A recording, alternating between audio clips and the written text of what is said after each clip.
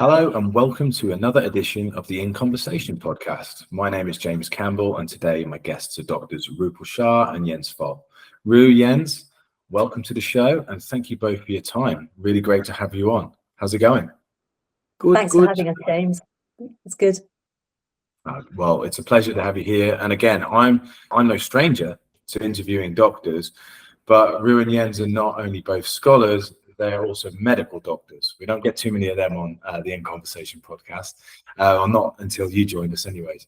So it's wonderful to have you both here as practicing GPs. For the observant among our audience, you might have noticed that Ru and Jens have been involved in a special series of podcasts produced by Intellect to discuss many issues raised by their recently published book, the excellent Fighting for the Soul of General Practice, the algorithm will see you now.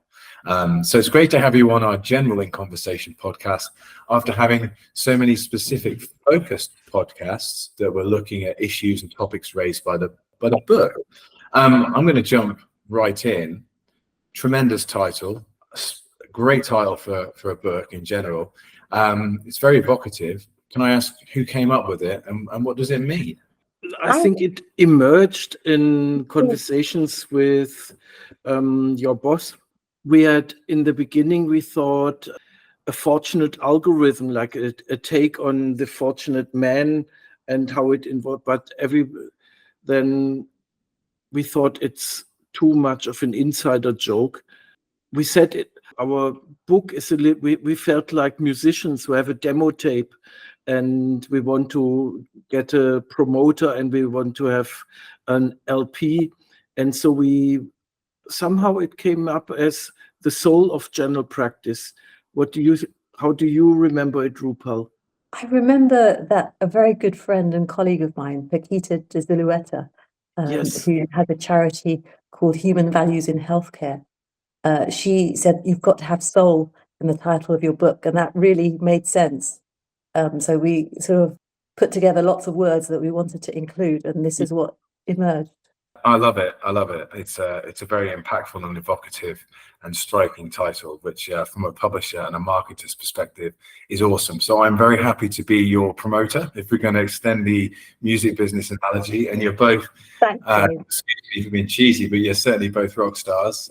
It's been wonderful working with you and working with you on this extended podcast series as well. Ru, let me ask you a little bit about that because you know, you're both working doctors, GPs, general practitioners in the National Health Service. You're also both educators, academic scholars, effectively. So in my purview, you're already doing a huge amount. And then you foolishly agreed to do a podcast series with me entitled "Fighting for the Soul of General Practice." And we started off thinking we'd have 2 or 3, I think, and we're getting close to 10, I think, now. And we've had multiple guests on more than once, and we're re-recording a few that we had tech issues with. So apologies for anyone who has encountered any technical issues on a couple of episodes. We are going to be re-recording them, polishing them, and getting them out over the next month. But Ru, tell us a little bit about the podcast series that accompanies the book. What's the kind of goals of that, really? Is it to sort of develop some of the topics that you discuss in the book, or has it got wider kind of appeal and objectives? I think, writing the book was a cry from the heart, really, to think about the soul of what we're doing and why we might be in danger of losing it. And so for me, the podcast series is to stimulate conversation amongst whoever is listening, really. So fellow GPs, definitely trainees, medical students, just actually thinking, what are we doing here? Why are we doing it? Is it effective? Those kind of questions. Well, and just to add to that, why don't you tell us a few of the guests that we've had on so far? Because of course, most of these podcasts are available on Intellect's YouTube channel. You've got the In Conversation podcast series, and then below that, you can find the Fighting for the Soul of General Practice sort of series of special, short, snappy podcasts. And I mean, we've had people like former president of the Royal College of General Practitioners, Iona Heath. We've had people who lead on deep ed medicine in Scotland, academics from Scotland, John Gillies, Carrie Lunan, Stuart Mercer, who are very highly regarded. They sort of helped to found this deep end movement around what it's like to work in poverty medicine. We had Michael West about compassionate management. Yeah, we've had a newly qualified GP called Emma presser and talking about what it's like to be entering the profession compared to me and Jens, who've been in it all our lives. We've had a very good episode with Victor Montori and Minna Johansson introducing their concept of clinician time needed to treat, and an excellent conversation with Marlene Kuhneman about measurement with a wink, making care fit. Yeah, I think that goes some way to showing the range of different topics, but also global. I think a lot of people listening to this will be thinking of general practice in the context of the National Health Service in the UK.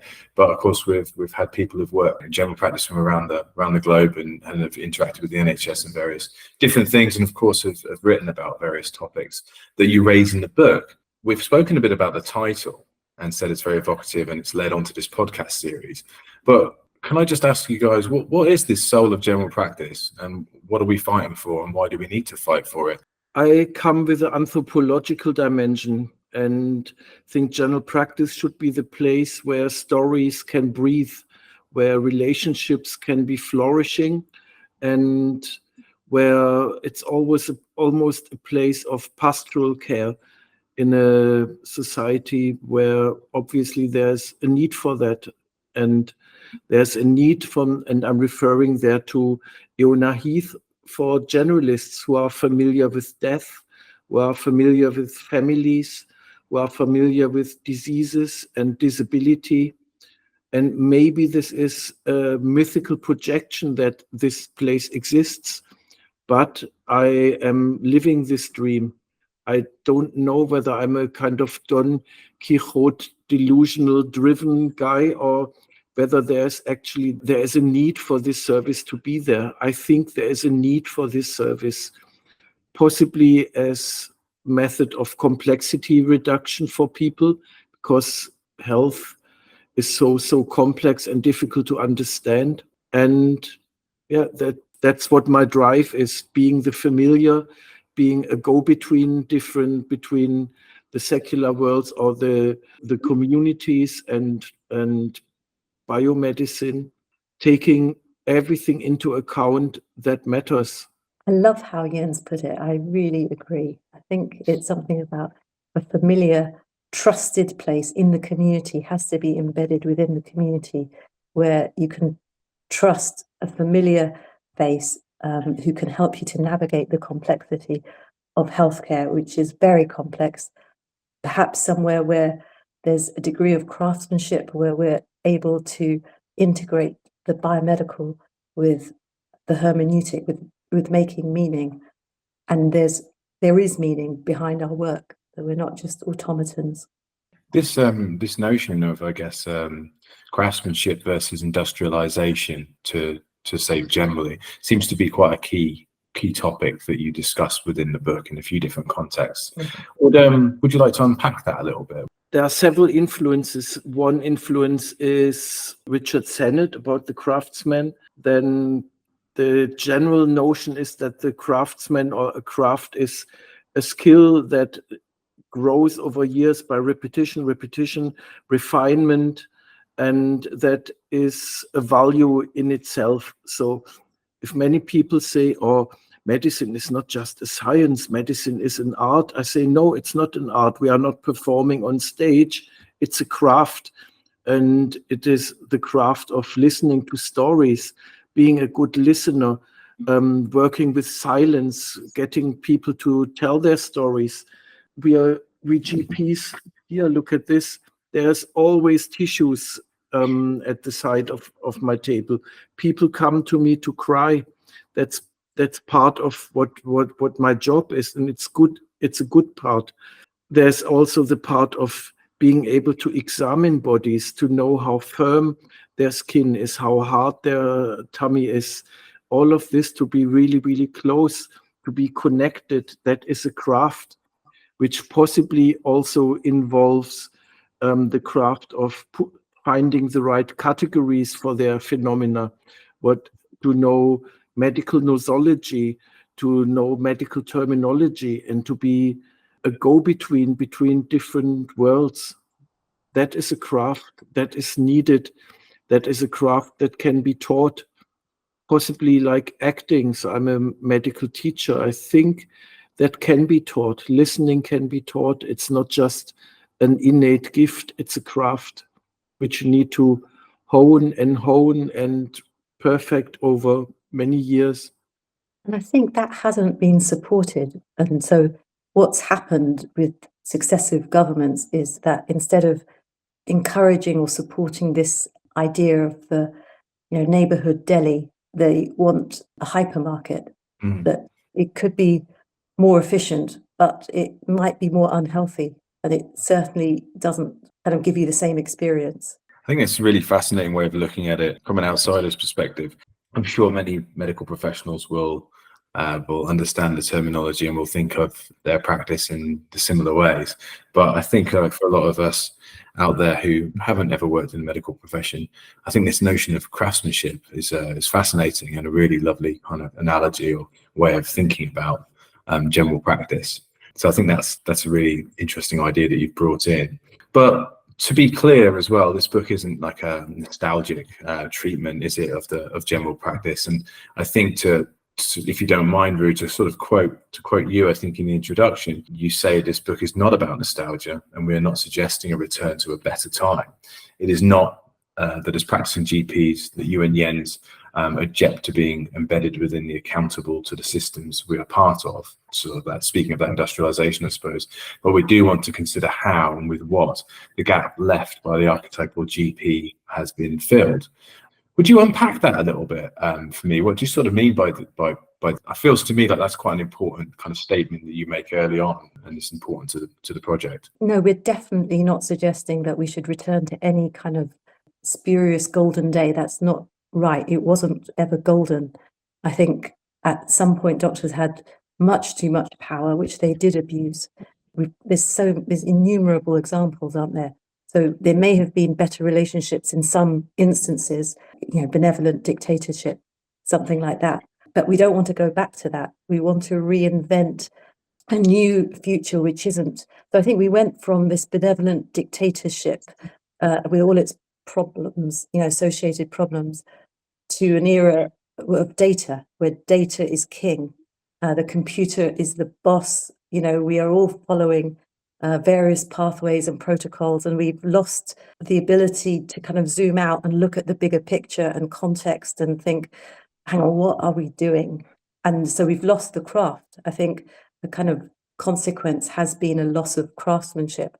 I would hope that we can kind of reimagine another era of medicine where the relationship is much more egalitarian. We're not allowed to abuse power. There's systems in place to stop that from happening, but that we are able to and encouraged. And the way of practicing is active listening, is to draw out the story, is to think about things in the context of this particular person and their particular story, and not a generic story that we think could apply to them. We're not crowbar people into categories into which they don't naturally fit. It seems to me that you're obviously not suggesting that data is obviously important, but it also seems like that is very much a double-edged sword, and that many of the threats that you face in the profession and the changing nature of the profession away from this kind of more craftsy kind of craftsmanship type role is also as a result of the data being pushed front and center without consolidation with people who are actually working at the coalface. I think part of the craftsmanship is about communication, but part of it is understanding the data. And I don't think we're very good at doing that. I don't think we're very good at understanding relative risks and benefits of different treatments and weighing it up, because it's really complicated. It's hard to understand and get a handle on that side of it. So I don't think we're particularly good at that. And it's all summarized by institutions like NICE, our National Institute of Clinical Excellence. And so it's very easy to interpret these guidelines as just rules.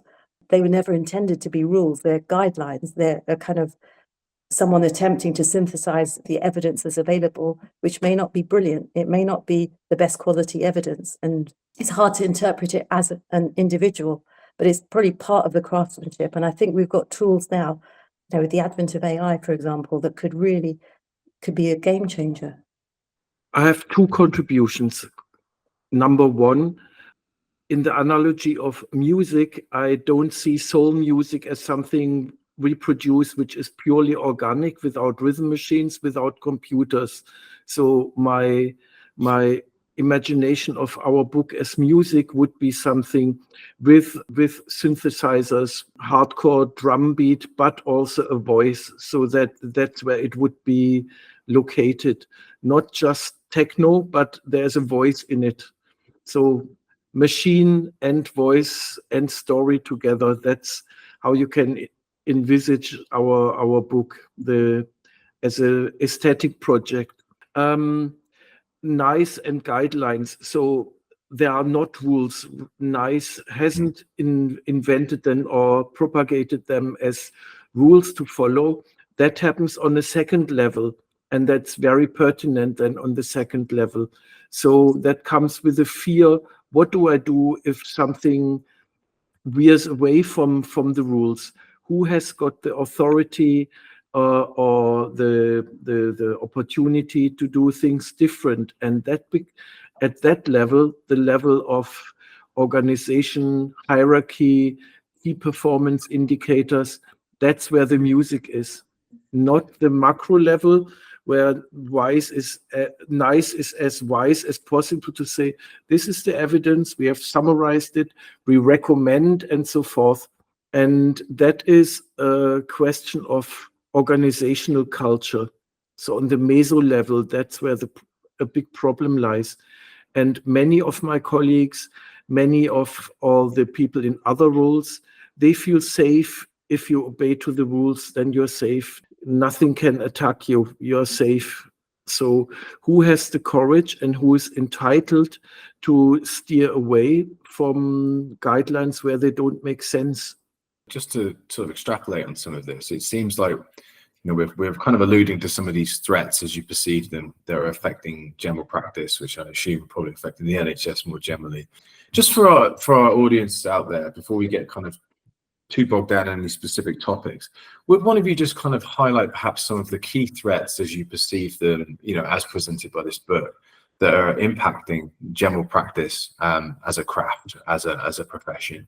Well, I mean, I think the danger is thinking that the only viable model is the hypermarket model. Right. And that if we talk about anything else, we're being fanciful and it's too expensive, too, not possible. I think it is possible. And I love Jens's metaphor about the music. So much as I would like the music to be Joni Mitchell, I really recognize that it's going to be something else, something much more akin to what Jens has described, that kind of music. And that's what we need to reimagine, I think. I'd say that some of the biggest threats are black and white thinking, strategies of command and control, trying to deal with complexity by just creating more and more and more pathways when that clearly doesn't work. I mean, it's not a question of being old-fashioned or technophobic or something. It just doesn't work. And we need to kind of recognize whether something's effective or not. And what we're doing now isn't effective much of the time. And I think that medicine is overinflated. I think that the kind of benefits of different interventions are overstated. And of course, there's a financial reason for that. We won't get into politics, but it is overinflated. We know that you need to tackle social determinants. You need to kind of start at the root cause rather than trying to tackle things downstream with very expensive interventions. And it's endless. It would become completely unsustainable. It probably is already unsustainable. We have a real problem with conflicting mission statements about this sort of idealized world that Jens talks about, the la-la land of the NHS, how people would like us, this imagined reality and the real reality, which are very different and are going to kind of become more divergent unless something changes. I reiterate the doublespeak and two-faced worlds of the NHS as it should be, La La Land, and the troubled, resource-poor NHS as it is. And the threats are clear. The erosion of care, and the NHS has always worked on a wing and prayer tea and sugar, toast, and goodwill of people. That is the essential favors Yeah. people do, and the attrition of many people. And at the moment, I think that's a big threat, because you need the feel-good factor. You need people to give from their heart. So it sounds really silly, fighting for the soul, but the soul is actually that you love to care and you enjoy care, and there's intrinsic value in care. And I think care is very poorly understood. What people do from their heart for non-material purposes is taken for granted, and the time is over where you can take this for granted. If you go back to the hypermarket model, in a deli, people know their customers, they know each other. It's a tightly knit team. People will stay longer. They're not going to walk out of the door at the moment the shop shuts. In a hypermarket, which is out of control, and there's random anonymous people kind of coming and going, and no one understands the stock or what we're selling in this hypermarket, or who's selling it to whom. There are economies of scale, but it's not always as efficient as you would imagine as far as healthcare goes. Yeah, so I'd like to ask you a couple of questions about the book more specifically. So we've discussed some of these threats that you eloquently discuss as well in different ways throughout the book. But could you tell us a little bit about how you approach the book in terms of a methodology? So it's an edited collection. How did you approach the topics? You make us sound much more organized than we are. We are jobbing GPs, and I think it was a happy coincidence that we met, really. We were both feeling, I don't want to speak for Jens, but a similar kind of desperation, maybe overstating it, but really an acute sense of what we risk losing. We both love being GPs, I know that. So we were writing these anonymized anecdotes as a catharsis. And then we met through a mutual friend.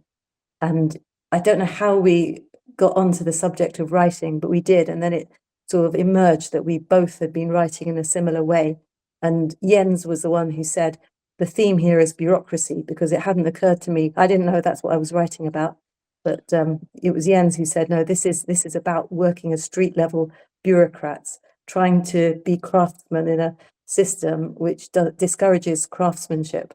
And so that became our theme. And then we added the theory, but the stories always come first, like the work always comes first before academia. Yeah, it's almost like you introduce these theoretical perspectives, but then you sort of animate them with these anonymous anecdotes. I think that's a very powerful and impactful method. So there's definitely method in the madness there. So the theme emerged as that we are street level bureaucrats, but it was actually quite useful for all these different aspects, whether it is access to general practice, triage systems, whether it is teaching, appraisals, whether it is mental health assessments. Everything deals with this discretionary space, or this moral dilemma, or these difficulties and these ethical problems that emerge from looking after people, caring, and navigating the normative framework, narrative and normative. And I say thank you to John Lorna, who is this friend who brought us together, which focuses what we are saying on narrative, making stories breathe and allowing them to be told. You're making me think a little bit of some of the things that a few people have said about the book as well. I've always quite enjoyed Victor Montori's comment that the book is an honest dispatch from the front lines of the conflict between industrializing bureaucracies and the ongoing care of each person. Yes. I do like that. I think he's managed to capture it in a nutshell. It is a hopeful song for clinicians who, when the algorithm says no, breach the protocol and go the extra mile for each patient.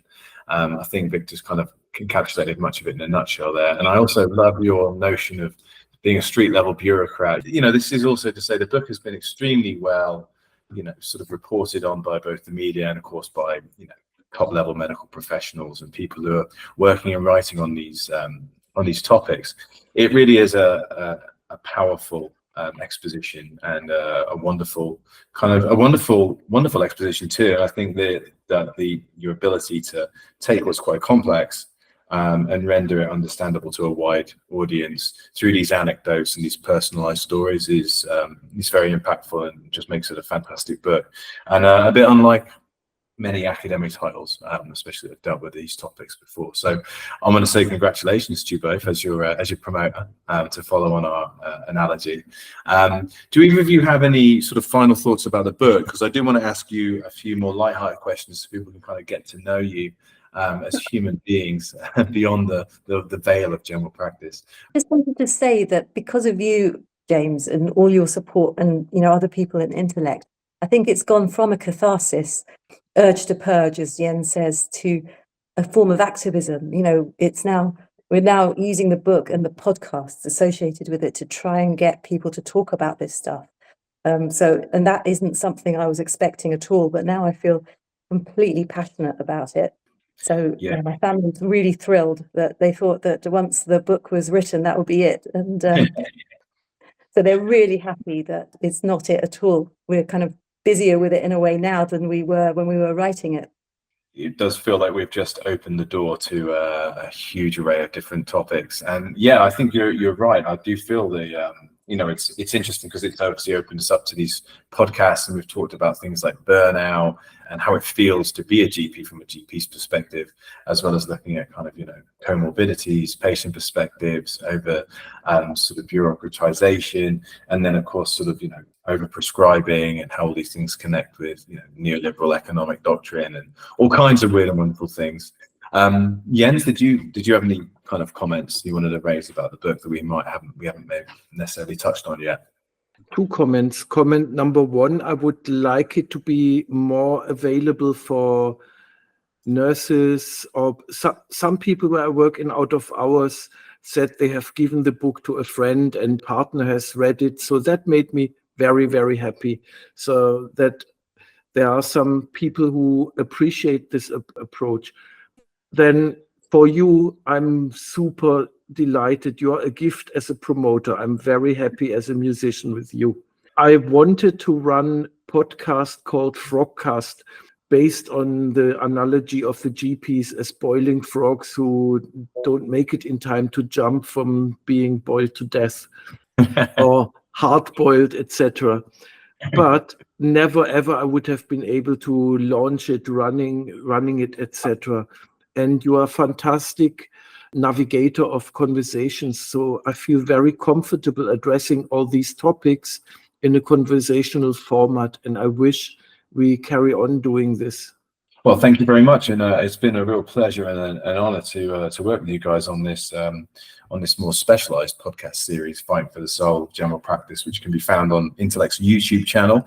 And we're going to keep going, I think, aren't we, guys? I think we're going to keep bringing conversations to the table and use that as a, like you say, as a means to kind of create some activism and affect some real change, hopefully. And I think the other thing is what, I don't know if you quite realize this, but like as a non-medical practitioner, a lot of this isn't known to us, as patients, kind of thing. And I think this book does a wonderful job of humanizing and breaking down some of the boundaries and barriers between GPs and their patients, and some of these maybe antiquated ways of thinking about that relationship, some of the new positive ways that we can re-engage.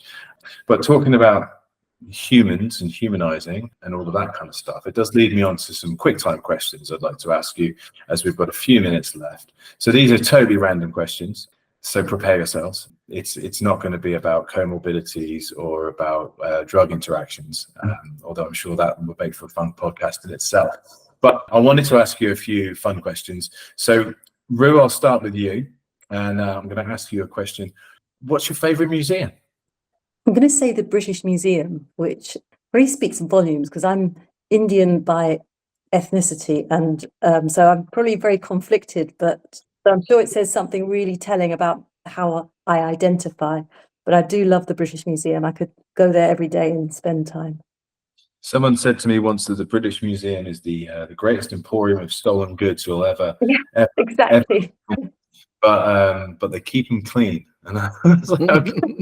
Okay, there is one way of looking at it. British Museum. Okay, yeah, I'm a big fan. Although conflicted often when I enter those hallowed halls. But yeah, it is a wonderful place to spend some time. Jens, what about yourself? Have you got any favorite museums? Yes, the Welcome Museum in Euston Road. Since I was in London, I went there all the time. I saw every special exhibition. Really? What about films? Are you a film fan? And is there any Love films? films. Oh, well, that's good then. Well, you can recommend at least one film to our listeners. Anything that you've encountered recently, or perhaps a classic from the My archives? favorite film of the last 12 months is Past Lives. I just thought it was the most beautiful film. When she's lying in bed with her husband and he's saying to her, you know, I feel like you could be with somebody else and it was just an accident that you chose me. And she says, yes, but I am here with you. I just feel like that kind of summarizes so much of life. I thought it was a really beautiful film. Oh, that's wonderful. Oh, well, there's one for the listeners out there to go and check out after you've listened to the podcast. Jens, how about yourself? You a film fan? Any recommendations? I'm more a traditionalist with Jacques Tati, Playtime. Oh, wow. If if we are about industrialization and modernization, but I love French gangster films. Yeah. There's some wonderful ones there. I mean, yeah, I guess like the Alphavilles Pepe Le Moko and all of those 1930s, Yes, French noir kind yes. of. And the some of the- Melville movies, Le Deuxième Souffle is also Yeah. fantastic. Oh, well, it looks like we're going to have to do another podcast about, R&R and general practice, and we're going to have to do a film-focused one, which sits nicely with the rest of Intellect, because, of course, we're not just doing all of these books on medical humanities. We're obviously publish a lot on international and global cinema as well. Oh, yes. So, Let's do something. let's do something like that. Reinvent ourselves. We'll do the R&R How Do You Relax podcast, and it can be, we can discuss some films. Okay, well, undoubtedly knowing you two, you seem to be, always got your fingers in another pie and working on yet another project. But if you're writing, your next book and you're struggling to contain an imminent blood sugar meltdown, we all suffer from them from time to time. You need some grub, stat, as they say in medicine, I believe. What's your go-to snack? I probably don't have a snack. This is the cyclist in you. Yes. The nearest would be oatcakes with cheese. Okay, well, that sounds like a pretty good snack to me. I don't know if your definition of what counts as a snack is different to mine, but that sounds like a pretty good snack. Rue, how about yourself? Are you prone to blood sugar meltdowns? Do you need a fix every so often? This might ruin all professional credibility because I'm meant to be diabetes lead in the practice, and I'm addicted to chocolate. So, but this is just between us, right, James? So no one else is going to hear this. So it's fine to say just how much chocolate I eat. And as soon as I feel my blood sugar going down, that's what I do.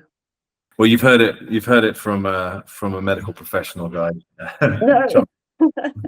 Well, I've got a couple more, and I know we have to go. So quickly, I wanted to ask Jens, who's going to play you in a biopic? It's the Jens Foell. I can't wait to hear this. Moment. Who's playing you?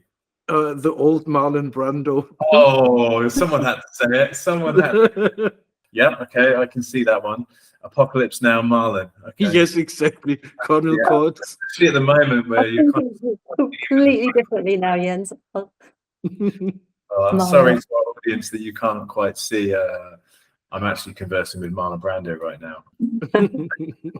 Another career path for you, perhaps, Jens, in the future. And Rue, what about yourself? Who would play you in the movie of your life? I'm going to say Mira Sayal, because I think she conveys so nicely what it is like to be British Indian. Brilliant.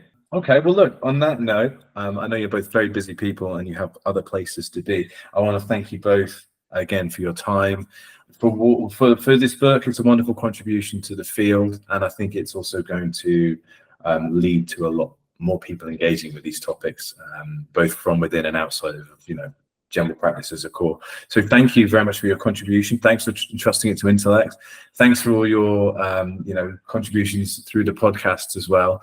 And it's just really great to have you on the In Conversation podcast for this episode as well. So thanks again for your time, and I'll see you around for another one of these podcasts in the future. I'm sure. Love you, James. Thanks so much. Oh, thank you so much. I enjoyed it.